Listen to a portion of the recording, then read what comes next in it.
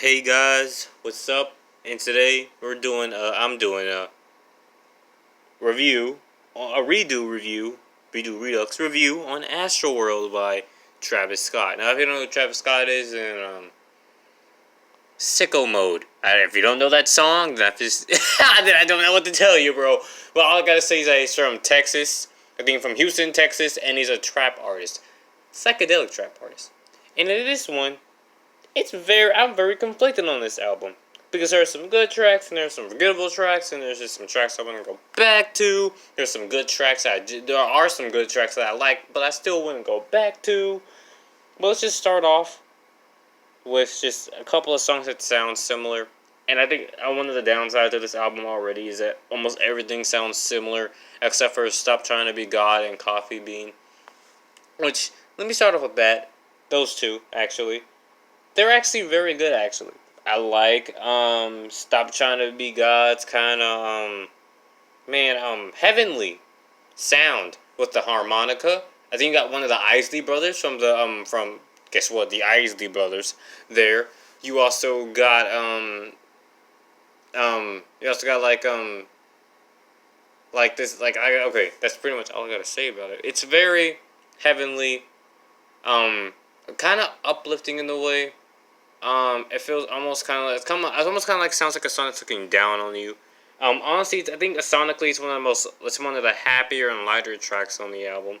Then we got Coffee Bean, which honestly sounds kind of melancholy compared to the rest of the album, which is mostly just a regular trap album, and talks about more about how this is when Kylie Jenner and Travis Scott were actually a thing, about how like he doesn't fit in with Kylie Jenner's family or whatever because he's black and he's different and everything, which I like. He's reflecting. Another song that I actually very much like is Skeletons, which I seem like is so underrated. This probably has to do with partly where I actually listened to the song a lot in summer last year. It probably has to do something with that, but I just love the like kind of like piano thing through it. It's like this piano like strong like guitar string through it that goes through it. It makes me like kind of like reminisce of that August of that year, even if it was kind of a bad year. We also got Wake Up featuring The Weeknd, even though he's not like credited on there. The Weeknd is on there, and I like the song. I also think it's underrated. It's nice. It's dreamy. It's dreamy. It's like psychedelic. I think Weeknd does a very good vocal performance on here. A very memorable one too. Travis Scott, which is him for most of his album, is honestly kind of just there. I think I mostly like this album. Do like this album. I think I mostly like it for the production. The beat switches on Sicko Mode and Stargazing are really nice. I like how Stargazing goes from this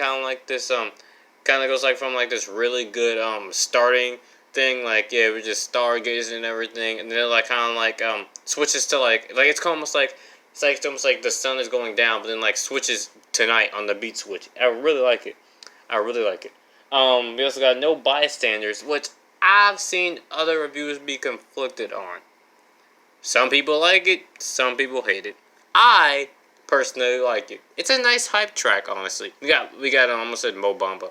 We got Sheck West on here going the club up, put the club up and everything, which I actually really like. I think one time when I was in eighth grade, I was just walking through the hallway put the club up, or something like that.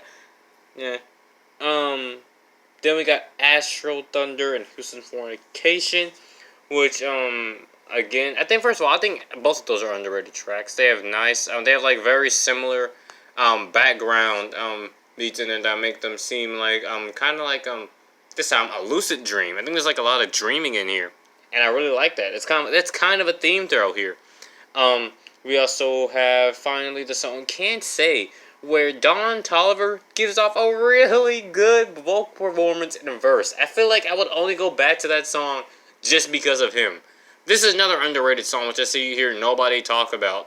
I don't know why anybody doesn't talk about this. Also got a couple of sinkers. Carousel is just in whatever track. I think it's just okay. It's alright. Nothing too big about it. I also think it's a Carousel. 5% tint and it's kind of just boring and repetitive. NC-17, butterfly effect, also repetitive. I think the main problem with this is most of them are kind of repetitive, and I feel like that's just the main problem. And I think some of the tracks can be forgettable. So I do like this track as more than I did before, but not by much, honestly. I would say like a light 7. I like a strong, a strong 7 to a light 7.5, but mostly a 7. So I guess I'll see you guys on the next review. I don't know what I'm about to do, but okay, see ya.